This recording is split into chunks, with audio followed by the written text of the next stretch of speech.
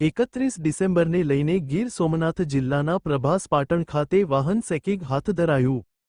Gir Somnath bypass circle અને Shiv police ચોકી પાસે પોલીસ દ્વારા કડક રીતે વાહન ચેકિંગ હાથ ધરવામાં આવ્યું છે. ગીર સોમનાથ જિલ્લાના પ્રભાસ પાટણ પોલીસ સ્ટેશનના પીઆઈ પટેલ અને પોલીસ સ્ટાફ દ્વારા 31 ડિસેમ્બરના અનુસંધાને વાહન ચેકિંગ કરવામાં આવી રહેલ છે, જેમાં શિવ પોલીસ સ્ટેશન પ્રભાસ પાટણ અને સોમનાથ બાયપાસ સર્કલ બંને જગ્યાએ વાહનો ચેકિંગ કરવામાં આવી રહેલ છે અને કોઈ દારૂ પીધેલી હાલતમાં હોય તો તેની ઉપર કડક કાર્યવાહી કરવામાં આવી રહેલ છે.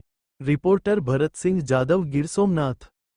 31 ડિસેમ્બરને લઈને ગીર સોમનાથ જિલ્લાના પ્રભાસ પાટણ ખાતે વાહન ચેકિંગ હાથ ધરાયું.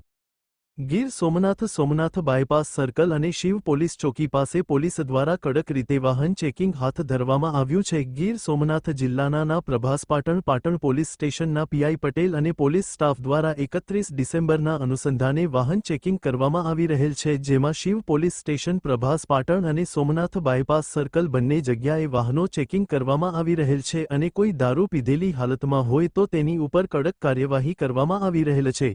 રિપોર્ટર ભરતસિંહ જાદવ, ગીર સોમનાથ.